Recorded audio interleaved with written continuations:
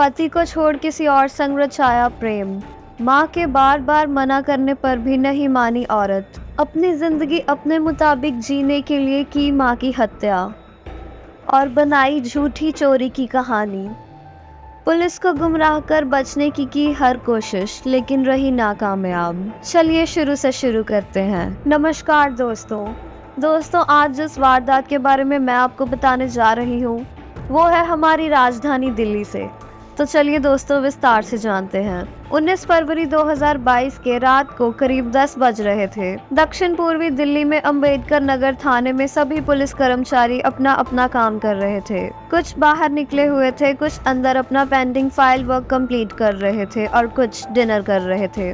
तभी फोन की घंटी बजी तो सामने से लड़की ने कहा कि मेरी मदद कीजिए, मेरे घर में 2 बदमाश लोग घुसे हैं, आप जल्दी मेरे घर आ जाइए, इन दोनों ने मेरी माँ को भी मार दिया है। लड़की की आवाज़ में डर और घबराहट महसूस की जा रही थी।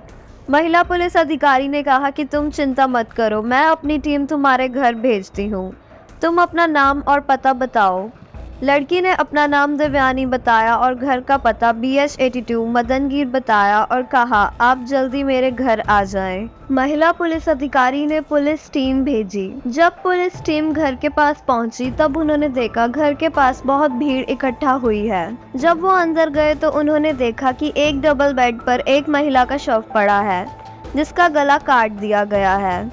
लेकिन हैरानी की बात ये थी, हर सामान अपनी जगह पर ही पड़ा था और जमीन पर एक बूंद खून की नहीं थी। देवयानी पलंग को पकड़कर रो रही थी। जब उसने देखा पुलिस अधिकारी वहां पहुंच गए तो वह उठकर उनके पास गई और रोते हुए कहा 2 चोर आए और उन्होंने मेरी माँ को मार दिया। मेरी माँ का क्या कसूर था, उन्होंने मेरी माँ को क्यों मारा? देवयानी की बात सुनकर पुलिस ने उसे हौसला रखने को कहा और कहा जिसने भी तुम्हारी माँ को मारा है हम उसे पकड़ लेंगे, और महिला पुलिस कर्मचारी को देवयानी को संभालने को कहा और उसका बयान लेने को कहा। देवयानी ने अपने बयान में कहा कि 2 चोर आए थे और जब वो चोरी कर रहे थे तो मेरी माँ ने उनको रोकने का प्रयत्न किया, लेकिन उन्होंने मेरी माँ को ही मार दिया और सब चोरी कर ले गए। पुलिस को हैरान कर देने वाली बात ये लग रही थी कि हाथापाई के कोई सुराग नहीं थे।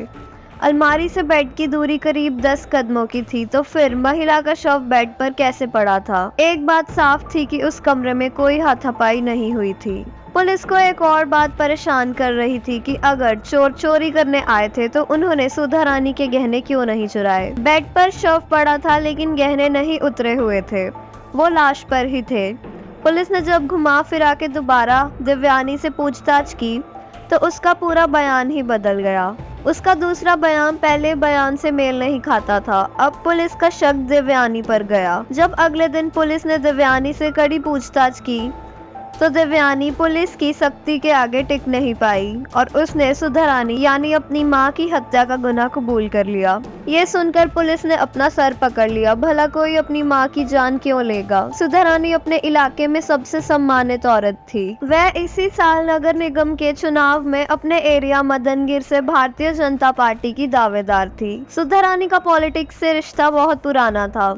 2007 में भी उन्होंने अपने इलाके से अपनी टिकट हासिल की भाजपा पार्टी में, लेकिन उन्हें कांग्रेस पार्टी की दावेदार से हार मिली। सुधा रानी का परिवार भाजपा का हमेशा से समर्थक रहा है। सुधा रानी के पति की मौत 2003 में हुई थी, जब सुधा रानी के दोनों बच्चे, एक बेटा और एक बेटी, बहुत छोटे थे। सुधा रानी ने अकेले अपने बच्चों को पाल पोस के बड़ा किया। सुधा रानी का बेटा विक्रांत शादी के बाद अपने परिवार के साथ मुंबई रह रहा था। सुधा रानी के परिवार में वह, उसकी बेटी और सुधा रानी का भाई संजय भी रहता था। देवयानी ने अपनी मां सुधा रानी की हत्या की जो कहानी बताई उसको सुनकर सबकी आंखें खुली की खुली रह गई। देवयानी की शादी 5 साल पहले नोएडा के रहने वाले चेतन से हुई थी। चेतन नोएडा में एक लॉ फर्म में काम करता था और वह बहुत ही सम्मानित व्यक्ति था। देवयानी और चेतन का एक 4 साल का बेटा भी था, लेकिन 4 साल पहले देवयानी अपने पति को छोड़कर अपने पुराने प्रेमी के साथ लिव इन रिलेशनशिप में रह रही थी। देवयानी बिना तलाक दिए ही अपने प्रेमी सिपू के साथ रहने लग गई थी। वह सिपू से बहुत प्यार करती थी और उसकी शादी भी जबरदस्ती हुई थी, लेकिन घर की तब स्थिति कुछ ऐसी थी कि देवयानी शादी का विरोध नहीं कर पाई। चेतन को छोड़कर आने की वजह से सुधा देवयानी से नाराज थी वह देवयानी को अपने पति के पास लौट जाने के लिए समझाया करती थी, लेकिन देवयानी एक कान से सुनकर दूसरे कान से निकाल देती थी। बेटी की हरकतों की वजह से अब सुधा की इज्जत धीरे धीरे कम होने लगी थी। मोहल्ले में अब सुधा की बेटी के बारे में भी सबको पता लग गया था। सुधा को लगा उसकी बेटी की वजह से कहीं उसकी बनी बनाई इज्जत न खत्म हो जाए, इसलिए उसने अपनी बेटी और उसके 4 साल के बेटे को अपने घर बुला लिया। देवयानी को भी अपनी माँ के पास रहने में कोई दिक्कत नहीं थी। देवयानी ज्यादातर सिपू के घर ही रहा करती थी और उसका बेटा भी सिपू के साथ ही समय बिताया करता था। अब देवयानी की दोस्ती सिपू के दोस्तों के साथ होती जा रही थी। कहानी में मोड़ तब आया जब देवयानी की दोस्ती सिपू के एक दोस्त कार्तिक चौहान से बहुत ज्यादा गहरी हो गई। जब भी सिपू काम पर जाता तो कार्तिक सिपू के घर आकर देवयानी से मिलता रहता। कार्तिक के दिल में देवयानी के लिए गहराई बढ़ती ही जा रही थी। दूसरी ओर देवयानी भी कार्तिक की तरफ झुकती जा रही थी। इस बात से सिपू बेखबर था, लेकिन कैसे करके ये खबर सुधा के पास पहुंच गई। सुधा ये खबर सुनकर बहुत परेशान हुई कि एक तो अपने पति को छोड़कर अपने प्रेमी के साथ रहने की वजह से उसकी इज्जत दांव पर लगी है। अब कार्तिक के साथ संबंध की वजह से लोगों के दिलों में उसके लिए इज्जत खत्म ही ना हो जाए। उसने जल्द से जल्द देवयानी को चेतन के पास भेजने का दबाव डालने का फैसला किया। वो केवल अपनी इज्जत का नहीं बल्कि अपनी बेटी के अच्छे भविष्य का भी सोच रही थी। देवयानी को चेतन के पास वापस भेजने के लिए सुधा ने पहले तो रोज देवयानी को ताने मारने शुरू कर दिए और उसे अपनी संपत्ति से भी बेदखल कर दिया। संपत्ति से बेदखल होने की बात सुनकर देवयानी बहुत गुस्सा हो गई। इतना ही नहीं, सुधा ने देवयानी के खर्चे भी रोक दिए। कुछ देर तो देवयानी ने अपने खर्चे सिपू से मांगे, लेकिन देवयानी को ये अच्छा नहीं लगता था। संपत्ति से बेदखल करने की बात से देवयानी के दिल में उसकी माँ के लिए नफरत बढ़ गई।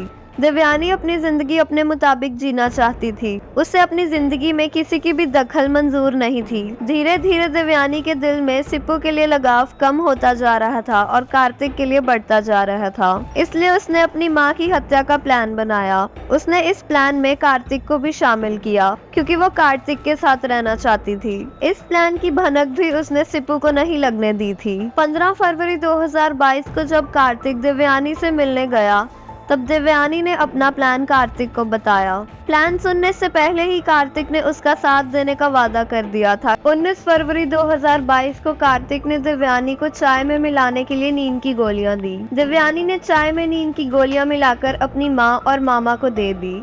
चाय पीकर वो दोनों गहरी नींद सो गए। अपनी माँ और मामा के सोने के बाद देवयानी ने कार्तिक को बुलाया।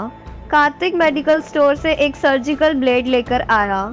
जैसे ही कार्तिक कमरे में आया जहां सुधा रानी सो रही थी, देवयानी ने दरवाजा अंदर से बंद कर लिया।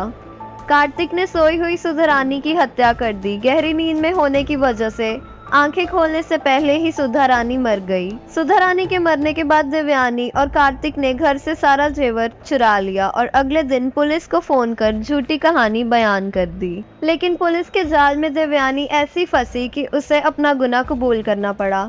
24 घंटे के अंदर ही पुलिस ने इस केस में इन्वॉल्व दूसरे अपराधी यानी कार्तिक चौहान को भी गिरफ्तार कर लिया और हत्या में उपयोग किए गए सर्जिकल ब्लेड को भी बरामद कर लिया। उन दोनों को कोर्ट में पेश कर जेल भेज दिया गया और यही खत्म हुई सुधा रानी की हत्या की कहानी। आपका इस केस के बारे में क्या कहना है हमें कमेंट्स में जरूर बताएं और अगर आप इस चैनल पर नए हैं तो चैनल को सब्सक्राइब करना ना भूलें।